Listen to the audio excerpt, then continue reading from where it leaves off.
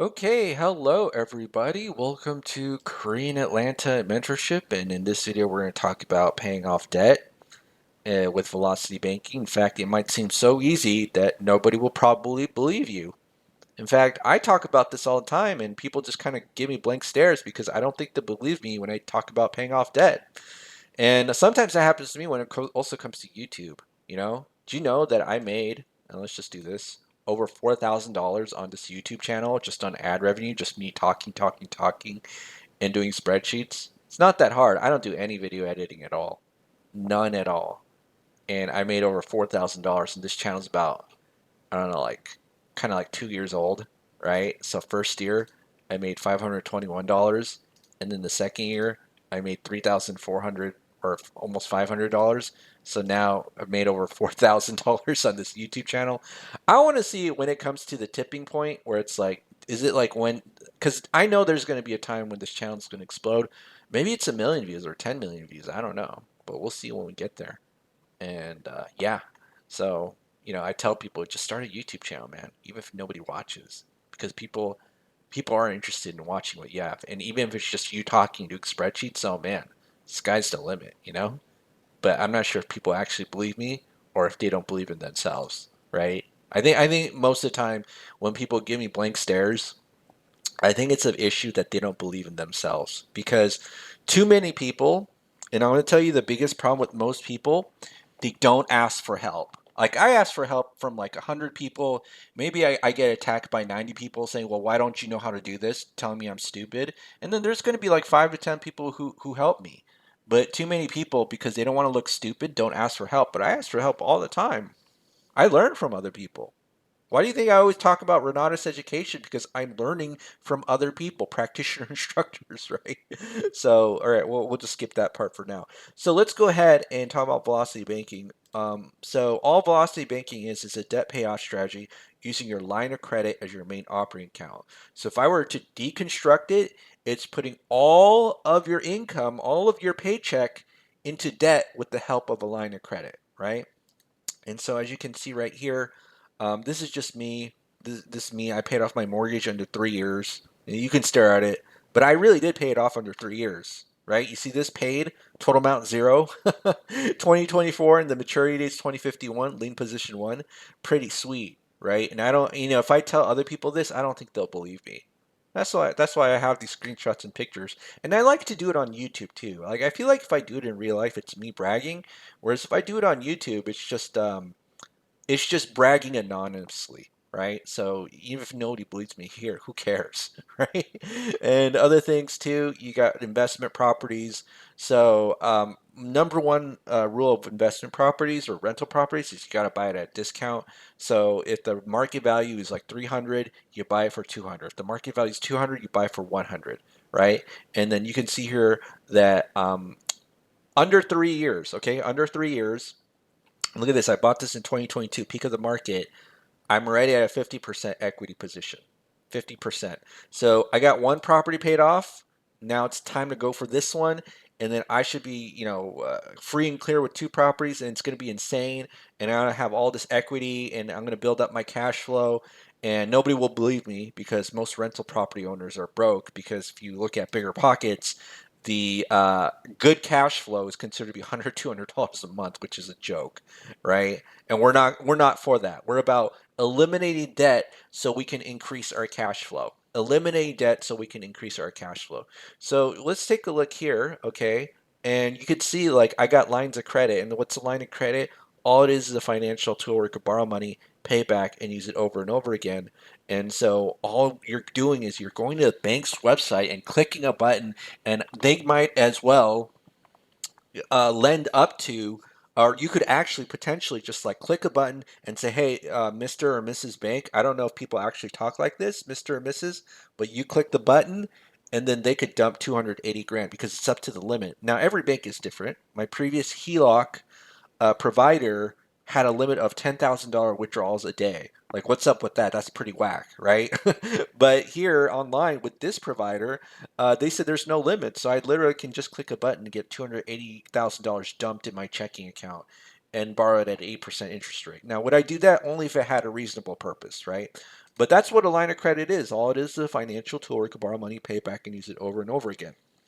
So with this, okay, we only need to do two things. Number one is a budget. So we did the budget, and number two is a line of credit, and we're gonna use it as our main operating account. Okay, so our line of credit we'll just assume is about $60,000. Now here's the thing: a lot of people are like, well, I'm screwed because I got into a lot of debt. How do I get a line of credit? And the most important lesson that you're gonna learn is you need to learn how to drive and get insurance before you drive, like learn how to drive before you drive the car and crash it, right? And get insurance. Because that's like asking, how do I get insurance after I crash the car even though I didn't drive without insurance? Right? We don't want to learn how to do it. We need to learn how to build a foundation before we get into debt. And so many people are against that. Like they're like, I don't want to learn because of their ego. You know what I mean? Like we literally learn how to drive after we crash the car when it comes to our finances. That's what we do in this country. And I keep telling you, banks don't lend money to people who need it. So you know how I got like all this credit, $527,000 in lines of credit, is because I got it when I didn't need it. I got it when I didn't need it. That's like the most important lesson that people don't listen to. Okay. And I'm not talking about you because I know you're good. I'm just talking about people in general. They always try to get it when they need it and they wonder why they can't get a line of credit. It's like this is impossible. No, you got to get it when you need it. Just like you got to get car insurance before you crash a car. You don't want to get insurance like after you get it, after you get into a car crash. But people are like, oh, well, I already know how to do all this, and I watch too many YouTube videos. I'm like, okay, well, you do you, buddy.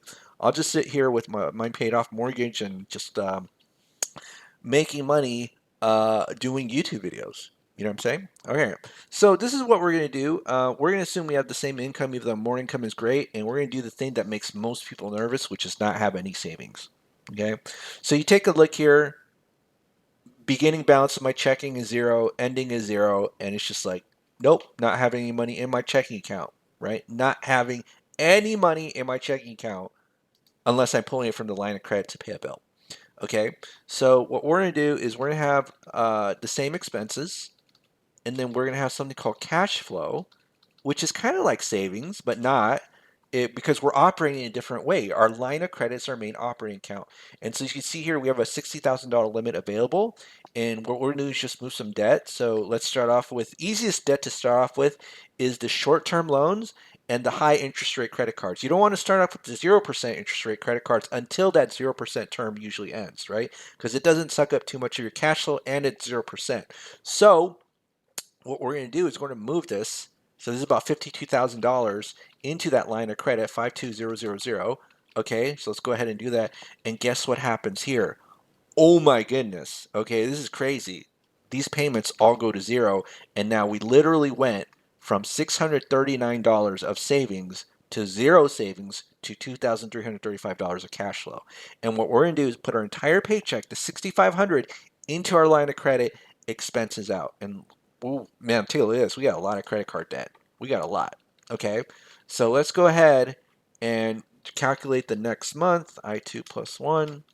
The next month's balance, which is G2 plus H2 minus, okay, so minus our cash flow, which is 2335.75, okay? And then what we do is we calculate the interest, okay? The interest is based on the average daily balance, and then we multiply by the interest rate, 0.085, and then we divide by 12 because it's calculated monthly, and then we just copy and paste these formulas. Look how easy that is, easy peasy. Beautiful cover girl. Okay. All right, so now we see that in 25 months, just a little bit over 2 years, wow, that debt is paid off. 25, not 25 years, 25 months. So it went pretty quick, 25 months, and that's 52K of debt eliminated. Okay, and then now we got the two auto loans and a mortgage, right? We got a used car here, a new car here, and so we got to figure out what's the balance of these loans. Well, I got this loan calculator that you can construct yourself because these are just Excel functions. Payment, balance, future value. You see all this, man. I constructed this loan calculator with Excel functions that you can use to figure out what's the current balance of the loan, how much interest are you paying. It's all good, right? So now what we got to do is we got to just put in the number of months of the current month, so 25, 25, 25, and we see, okay, the CFI number. What does the CFI number represent? Cash flow index. How much cash flow is this debt sucking up, right? And the lower the number, the better. Take a look at this, 226. That's a high number. Well, so what does that mean? Is that in order for us to get $1,000, we had to pay $238,000. That's not worth it. That's such little cash flow. But if we pay 24 grand about or 25 grand, we get about, I don't know, almost $800 in cash flow back, right? So that's why it's worth it to pay this compared to this. Okay, so what we're going to do is we're going to combine these and pay these all off. So let me just do this, G2 plus G3, and that's going to be 25613.7. And what we're going to do is move that, okay, move these two debts into auto loans into the line of credit. And let's go ahead and do that. So let me go ahead and add these two loans, 25613.7. Okay, and then now guess what happens by moving these two loans into the line of credit? Okay, well, guess what? These two auto loans go to zero, zero, zero. And now look at this. Oh, whoa, mind blown. $3,145.99 is our cash flow. And then now let's go ahead and update our cash flow right here. Okay, so let's go ahead and do that. And now it's going to be 3145.99. And let's update this to see how long it takes us to pay off our two auto loans. And look at that. So it took us, okay, how many months? What's 33 minus 25? So 33 minus 25, whoopsie, I screwed up. Minus 25 is 8 months. So 8 months to pay off two car loans. Not bad, right? All right. So it's 33 months. And then now it's 52 plus 24 plus 16. That's going to be 92K. Wow, that's pretty good. So under 3 years, we paid off almost 100K. That's the power of increasing our cash flow. Some beating is a little bit difficult, but once we got rid of that credit cards, oh my goodness, those auto loans, they're gone, right? They're gone. All of it under 3 years. And now it's time to focus on this thing called the mortgage. Okay, so 33 months. What's the balance of the mortgage? 33 months. $235,000. Okay. So now here's the thing about even a 3% mortgage. If you take this to full term, which is 360, look how much interest you're paying. You're paying pretty much 50% interest. So it's in our best interest, pun intended, to pay off that loan as quickly as possible. And we have two ways to do it now. So at this point, we could just dump our entire extra cash flow directly into the mortgage, meaning we're making the mortgage payment and on top of that, putting this entire $3,145.99. We can do that, or we could just move some of the principal to a line of credit and do the same process again, right? About $7,000, just a small amount. We call it chunking. We call it chopping your loan into pieces. Now, why when we not, let's say, do the first one? It's because most people struggle with the first option because it's the first option is the default option, right? Like everybody knows they can make extra payments into their loan. So why isn't the average mortgage payoff time 7 to 10 years? Because people struggle with that because the loan is a one-way street. We put the entire cash flow directly into the loan, they're never going to get it back. And then they're using like credit cards as a backup. And what we're trying to do is also prevent something called the segregation of income. And you might be like, what's that? I'll probably go over in another video, but I literally had a person send me their spreadsheet and they had 22 loans or debts. And because their income was segregated, they struggled with their finances. Was it necessary for them to do so? Okay. So as an alternative, we just move a piece of the loan into the line of credit. So we'll just say maybe even like, I don't know, $6,000, $7,000. Let's see how long it takes to pay off that $7,000. $7,000. Okay. Bam, bam, bam. So like 2 months, you know what I mean? It literally took us about 2 months to pay off that $7,000. My goodness, that was so easy. Whereas if we take a look at this loan calculator right here, Um, how much did we pay off after 33 months? About like 15 grand after 33. I think it looks like 15 grand, right? So 7,000 in 2 months, 15 grand in 33 months. Think about that, right? Now, luckily, we have this velocity banking calculator to just kind of um, auto do everything for us. So let me go ahead and open it up. Give me one moment and I'll show it off to you. All right, so let me go ahead and pull. Where did it go? I'm so confused when I do this. Okay, there we go. All right, so I got this pre-filled velocity banking calculator. Okay, so I filled in all the details, and you could see that it takes 5.1 years to pay off the debt. Look at this. We don't pay that much interest. 19 grand. That's pretty good interest savings compared to 100. And 6,500 is like the chunk amount because even, people are like, what's the optimal chunk amount? It really doesn't matter just as long as you don't put the whole thing in, right? Because here's the thing, even if I do $10,000 chunks, okay, $10,000, it barely made a dent. You know what I mean? Like, I like to do, me personally, I like to just do an amount that's similar to the income. I think it makes it easier and cleaner. That's just me, though. All right, so here's the most important lesson. Don't replace your mortgage with a line of credit, especially if there's a huge interest rate difference, right? Like I got a mortgage of like 8%. So if I replace it with the 8% line of credit, like that's no big deal, okay? But if you replace the 3% mortgage with the 8% line of credit, because there's such little cash flow, and usually the name of the game is cash flow recovery that comes from paying off that debt, it's gonna not be the most optimal solution. And I talk about this in other videos as well. So take a look at that. If you replace your mortgage with the line of credit, it's 66 grand, right? 66 grand. So I don't want to pay that needlessly, just so that I can get a first lien HELOC. But let me just go ahead and replace this 6,500. Use a second lien HELOC. Bam! Look at that, 5.1 years. Look at how easy that was. Holy! Nobody's gonna believe that I paid off my mortgage in 5.1 years. That was too easy. Okay, that was too easy. So let me go back to the other spreadsheet somewhere here, right? So 5.1 years. And to calculate the total debt payoff, all it would be is 33 divided by 12 plus 5.1, right? And that's 7.85 years debt free. And now I can go to the Dave Ramsey show and do my debt free screen.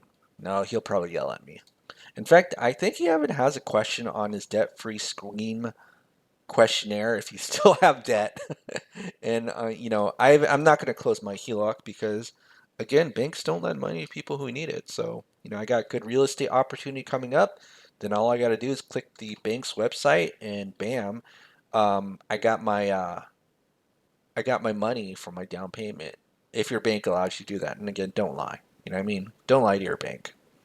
Some banks restrict you from doing certain things like that. Other banks don't care, or other credit unions don't care, right? So here's the thing. Now I can just hang out and, you know, hang out and deal with rich people problems. So what are rich people problems?